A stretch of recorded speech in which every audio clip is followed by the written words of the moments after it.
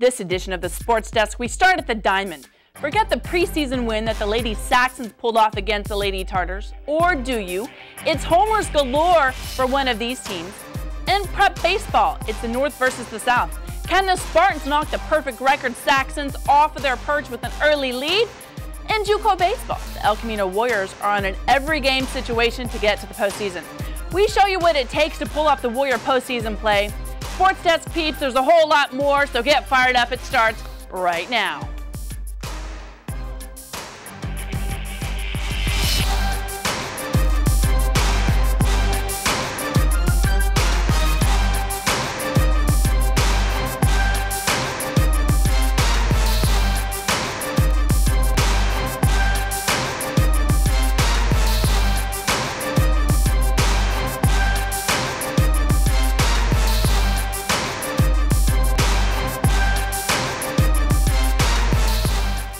Hello and welcome to the Sports Desk. It's NHL and NBA playoff time with three teams from LA who have a shot at going all the way. Maybe one of your favorite preps teams has a shot at the CIF title. But first, let's start with some baseball. With one of maybe the best games of the whole year, it's South versus North. The Saxons' perfect record have them on top of the hill looking down at the rest of the teams. Strong bats, good pitching and defense that can play well means it's hard to beat. South isn't a slouch, though, and their small ball might just be what it needs for North to beg for mercy. Brittany Johnson brings us the early part of the game. Thanks, Bonnie. This is one Pioneer League matchup that we have all been waiting for. It's the undefeated North Saxons versus the 3-1 South Spartans. And with North's unstoppable defense versus South's offense, it's sure to be one heck of a game. So let's hit the field and check out how it goes down. It's the top of the first, and Hayden Weir's on the mound for the Saxons. South up at bat and tries to get the ball deep into the outfield, but Corey Bishop is there for the catch, and that's one out for South. South has a runner on first who's looking to steal second. Hayden sees him cheating and throws it to first, but Matt Jarvis drops the ball and the runner is able to steal second. Aki Yamamoto at bat for South, but North is able to make the double play, and that's 3 outs for the Spartans. Now it's the bottom of the first and Corey Bishop at bat. He hits the grounder to midfield and makes it on first base. Then Jack Kennedy tries to hit the ball deep into left field, but instead of going deep, it'll be 1 out for the Saxons. But hey, no worries, Corey Bishop makes up for the play by stealing second. Andrew Mungaro at bat with 1 runner on second, but he strikes out and we're tied at 0 going into the top of the second. South hits the fly out to Hayden Weir, and that's 2 outs for the Spartans. South with the drive down the middle, and then that brings in Parker Hokoff from second. South leads 1-0. North at bat in the bottom of the second and flies the ball between second and third, but South, they drop the ball. North doesn't get the swing, but they do get the steal on second base. But hey, they won't get much further than that. That's 3 outs for North.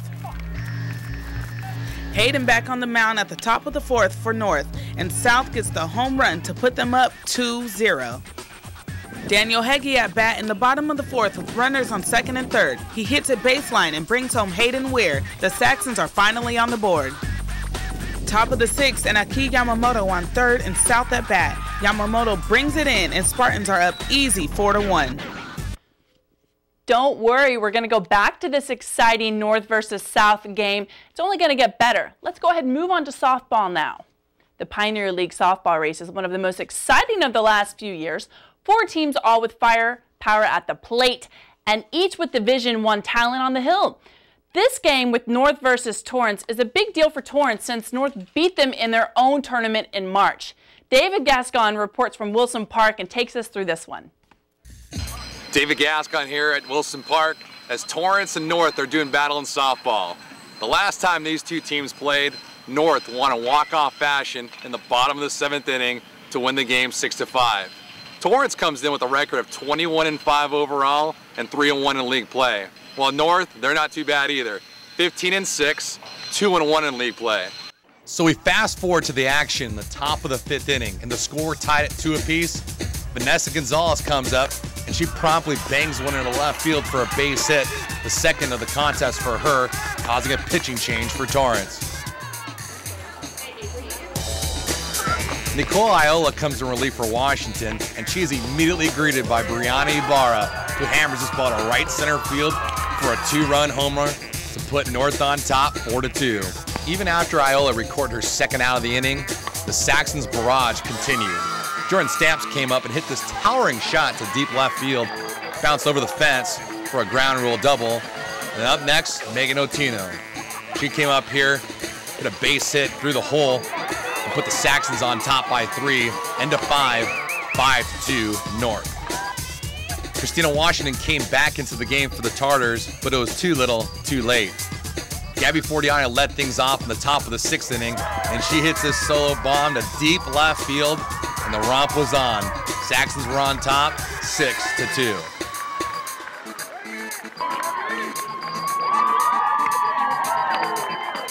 Vanessa Gonzalez came up after another Tartars walk, and if the game wasn't over before this, it certainly was now. Gonzalez's 2-run shot to deep left field was her 3rd hit of the contest. For the night, Gonzalez had a single, a double, a 2-run homer, 2 stolen bases, and 3 runs scored. The Saxons go back-to-back here in the 6th inning. After Gonzalez's 2-run shot, Cindy Haleen comes up right after her, and she pounds this one out to deep center field for the North's 4th home run of the contest. North won this game going away 9-3. They had 11 hits, and even on a wet night, their hot bats couldn't be stopped. Said our pitching wasn't that great. We didn't make any good defensive plays in the outfield, and we weren't backing up our pitcher with our bats, leaving people on base. That shouldn't be left on. I think we can beat South on Friday. We just have to forget about this game and come out strong, and hopefully our bats are working and our pitchers are on. I really knew that we needed to come out strong. You know, Torrance is a good team, and if we came out weak, we knew that they would take advantage, so we had to come out strong. When I get on base, I know that the momentum will keep on going through the lineup, and on base, I just gotta make sure I'm smart, use my brain, and don't make stupid choices. Thanks, David, for the story. North is ranked in the 7th spot in Division III, and Torrance has dropped out of the rankings, but is still in this Pioneer League race even with this loss. Sydney Overly and Kelsey Cairns led the Saxons on the mound. Cairns, who is 7-4 on the season, retired the last 6 Torrance batters. The rest of the Pioneer League games shake up the standings for sure, and North beat Lawndale 7-1 later on in the week. South beat Torrance with the arm of Carolyn Snodgrass, who threw a 5-hitter, striking out 12 and no walks. Carolyn was helped out by Christy Duarte, Kayla Henme, Sammy Meyer, Paige Kissling, Jenna Gill, and Jasmine Adame, who brought in the 6 runs. South did lose to El Segundo 1-0. The standings are a changing every week. North is on top with a league record of 4-1. El Segundo is in North's rear view mirror for that top spot, and South will play North this week, adding to the pressure of the Lady Saxons, since the Lady Saxons' only loss in league was to the Spartans. The Lady Tartars are on a 3-game losing streak, but don't count them out in a race for a playoff spot. The Lady Warriors gave a zinger of a win against Lusinger, 14-0. The biggest win was over Redondo, 3-1. They are sitting in better position with a 3-3 league record. If they can keep it going, they might have a playoff chance. But we got more coming for you up after this break. The El Camino Baseball team isn't in the playoffs just yet. They need a win against Pasadena City College. Who from their bullpen can they rely on this week? It's coming up later in the show, so stick around.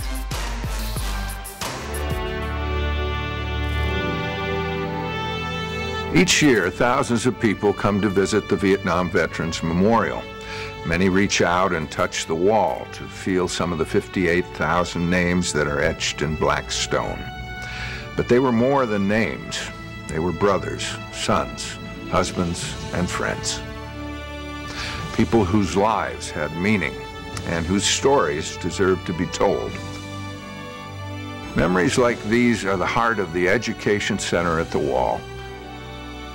Help us keep these stories alive to honor and remember those who served.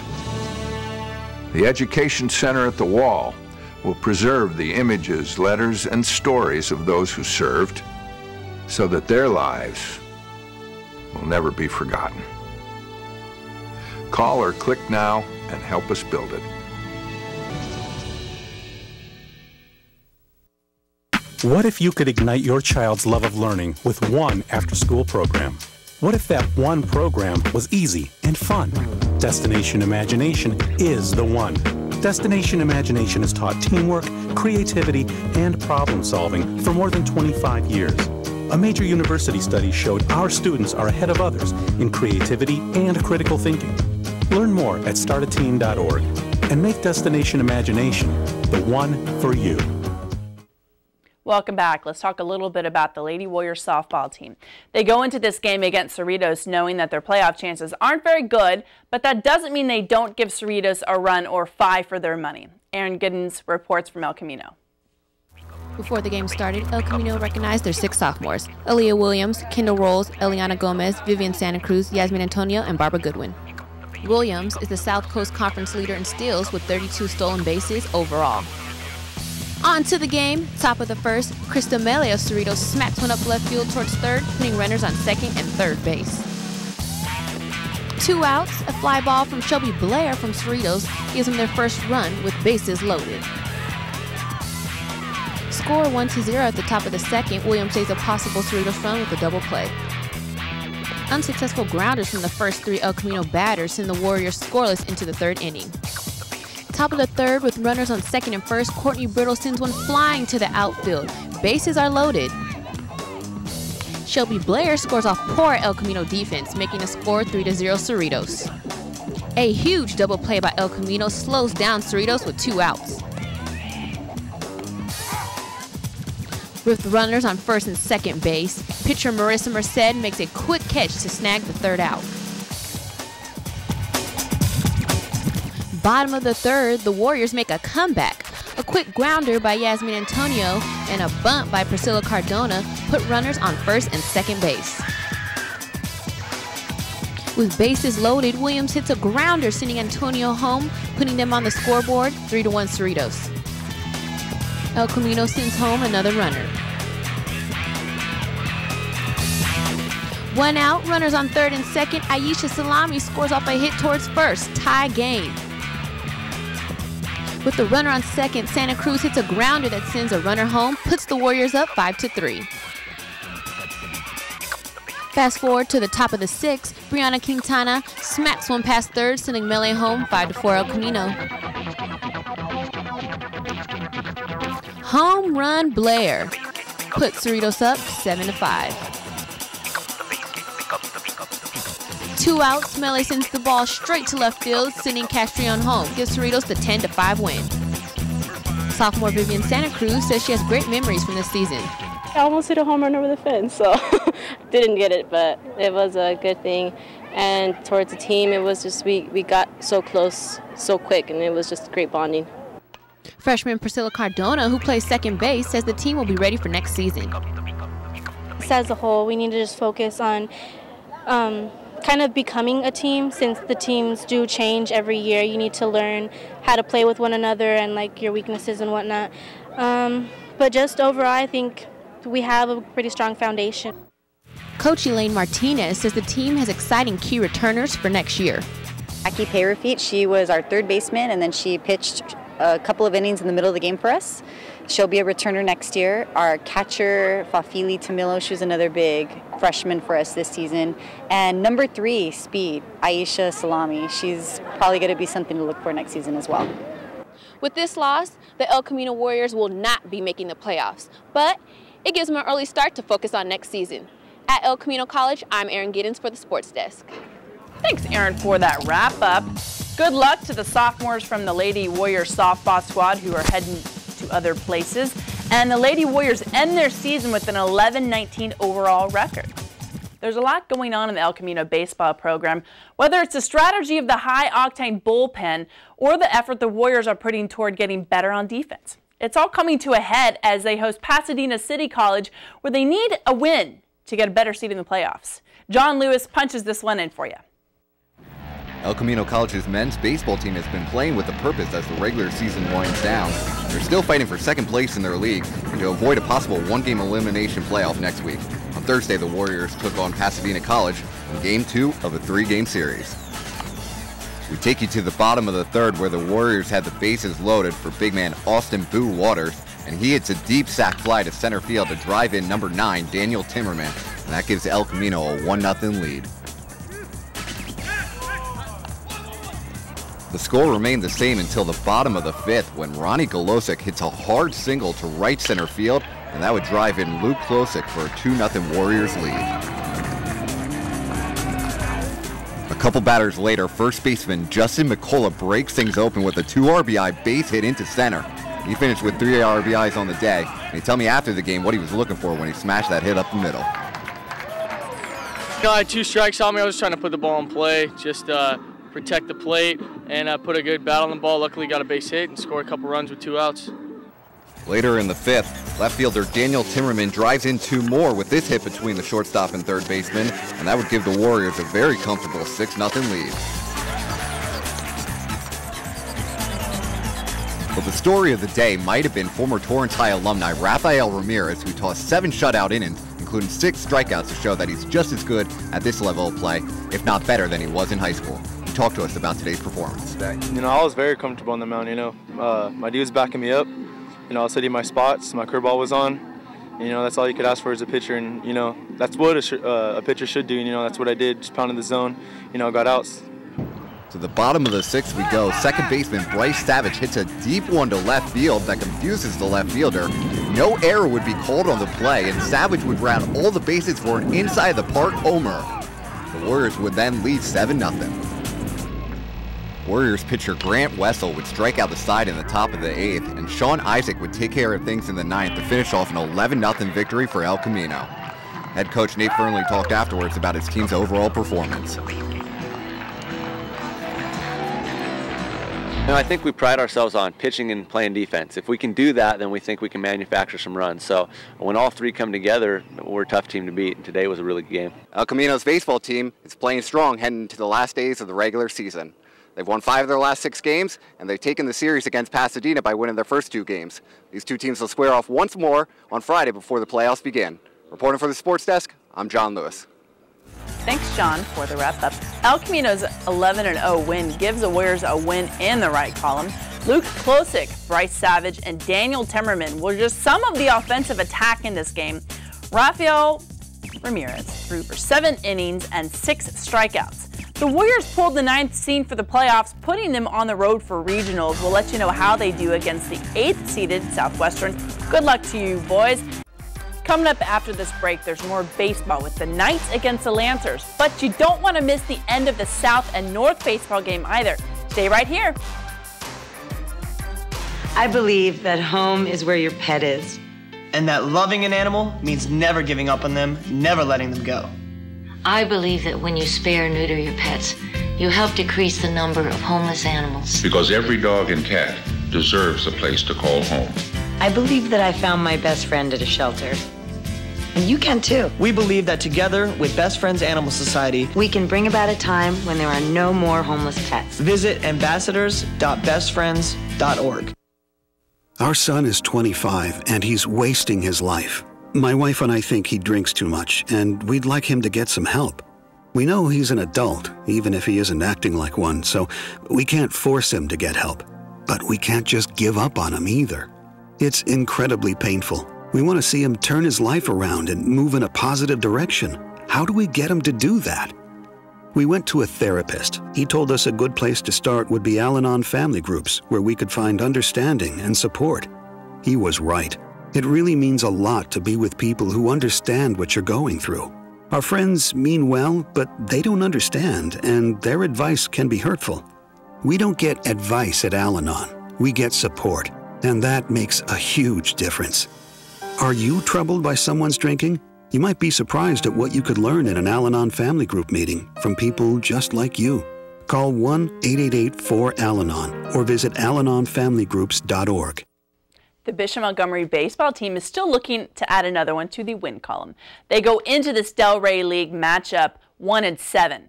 Adam Sorreo tells us about the B-Money pitcher who keeps them in the game.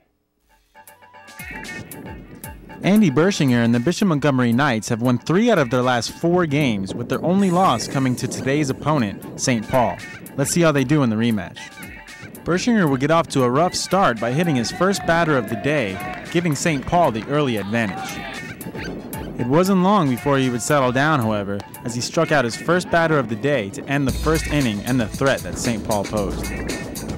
St. Paul would find a way to get to Bershinger in the top of the third inning when Adrian Cienfuegos singled to right field to reach first base.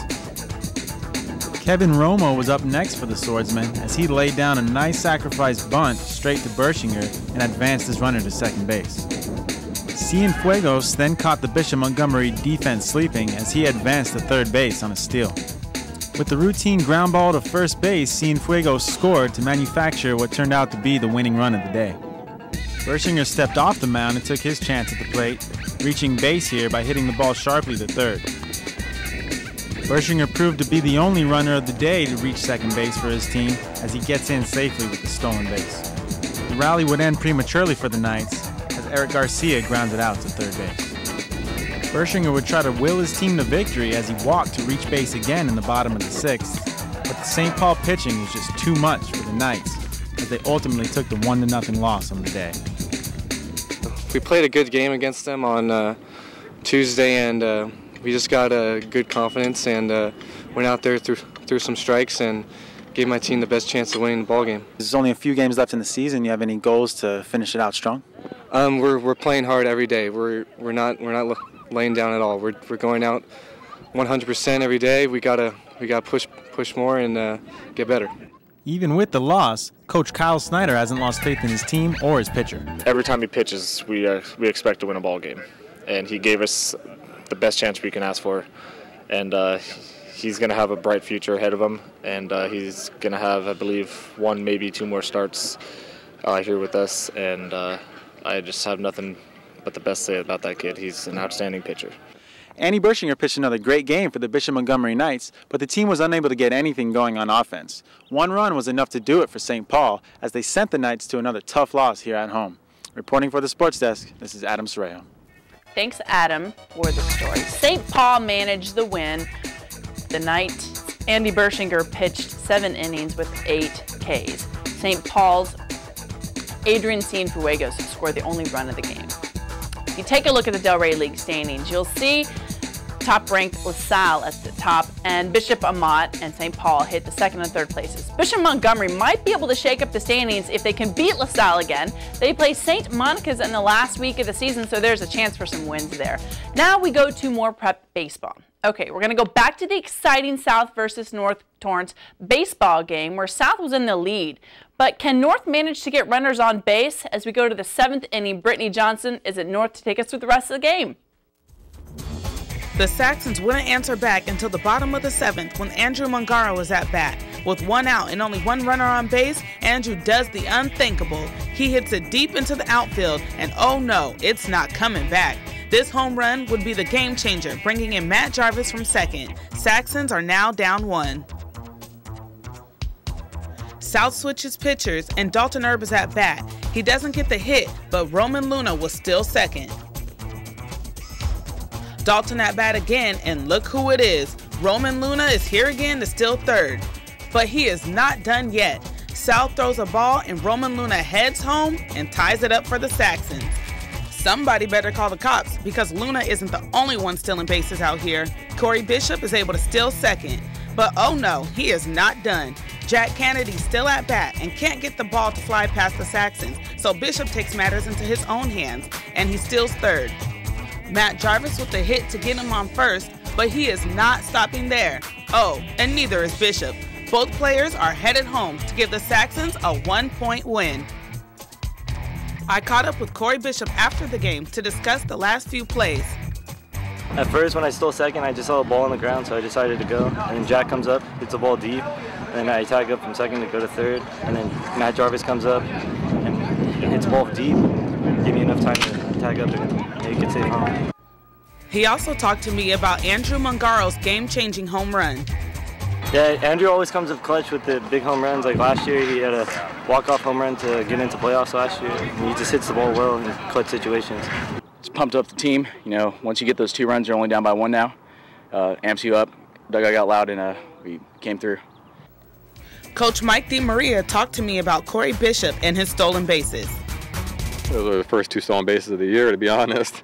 You know, he doesn't run for us very often, but, you know, we're feeling today. We had their timing down pretty well, and when you're at home, you try and be a little more aggressive, to kind of put them down a little bit, have them play catch up on the road, and unfortunately it worked the opposite for us today. But all in all, I'm proud of my team. Coach also says that they will make some adjustments before the next time they play South. Reporting for the Sports Desk, I'm Brittany Johnson. Thanks, Brittany. And North's we'll say that fast 5 times, 1-run win was very exciting. And I was actually on the phone with Brittany inning by inning, and we both couldn't stand it. And apparently the dugout was quiet until Mungaro's homer, and he broke open the game. Jarvis, Lunar, Weir, and Bishop all scored runs for the Saxons. Aki Yamamoto was the Spartans' best player on offense that day. South pitcher Matt Mungallen took him to the 10th inning after getting out of the bases loaded situation. And how did North do later on that week against South? They beat them 3-0 with the help of Dalton Erb's 10 strikeouts and 4 walks. It's his 8th win of the season. Torrance pitcher Jake Renzi threw for 6 innings and allowed just 1 hit with 11 Ks in the Centennial win. Kyle Olenday sparked it for the W with the Tartars with 3 ribbies and 3 runs against Centennial in the second game against Centennial. Let's take a look at the current standings. I'm only going to show you the league records. North is 6-0 going into this week when they face off against current second place El Segundo. Torrance is at 4-2 with 1 loss against Gundo, and South is chomping at the bit for the 3rd spot and a possible postseason appearance. Lawndale and Centennial, well, they have chances at wins when they face each other in the last 2 games of the seasons. The Warriors shook up the Bay League standings with a 5-4 win over Redondo. Tommy Osmond was 3-4 at the plate with 2 runs. Redondo came back in the second game, though, against West, and West is 1-5 going into this week. That's all we've got for you right now. There are 2 more weeks of league play starting with this week. Can North stay undefeated? And who will be first in the Pioneer League softball race?